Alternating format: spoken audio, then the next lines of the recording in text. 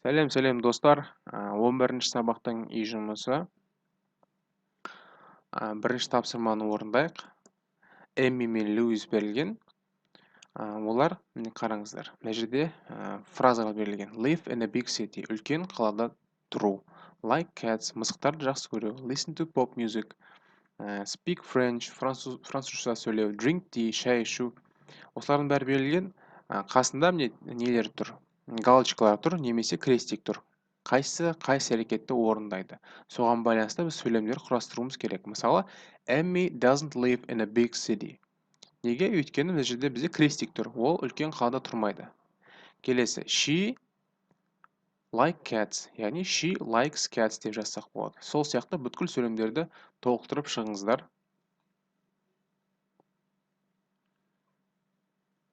Енді бір reading орындап жіберіңіздер мынандай. Бұл жерде текст берілген. Мына жақшаның ішіндегі етістікті сіздер дұрыс формасына қойып шығаруларыңыз керек. Мысалы, work деп тұр. Біз өтіп кеттік, he, she-та етістік жалғаған кезде біз етістікке s жалғаймыз. He works болады.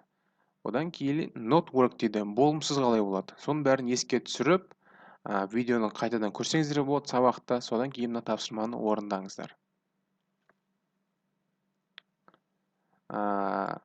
Сөздік қорғауға байланысты мынаны орындап жіберіңіздер. Бізде суреттер берілген. Яғни бұл біз өтіп кеткен профессиялар, иә?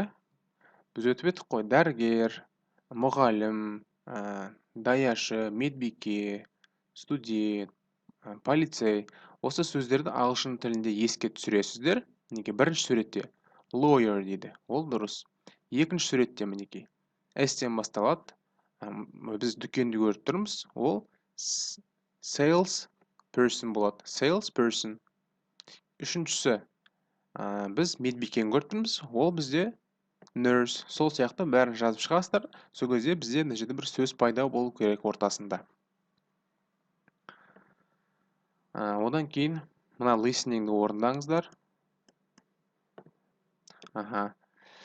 Тыңдап отырасыздар да, міне 4-ке дейін толтыруларыңыз керек. Олар не істейді екен? Біріншісінде толтырасыздар. Одан кейін оларға ұнайды ма, ұнамайды ма? Мына қоршайсыздар yes немесе no. Екіншісі, үшіншісі, төртіншісі. Де қиын болмау керек, өйткені сіздер әр тапсырмада күнде, әрбір сабақта біз листинг тыңдап жүрміз, күнде дамытып, сіздерге қатты қиындық туғызбау керек. Ал егер де қиын болып жатса, бірнеше рет қайталай бересіздер, бұл файлдар сіздерде бар емес пе? Қайта қойып, оны тыңдап орындасаңыздар болады. Мынау сөздер, бұлардың бәрін міндетті түрде жазып аласыздар дәптерлеріңізге. Ол не мағынаны білдіреді, бәрін жазып, жаттап аласыздар. Бүгінгі жұмысы осы. Міндетті түрде орындаңыздар. Сау болыңыздар.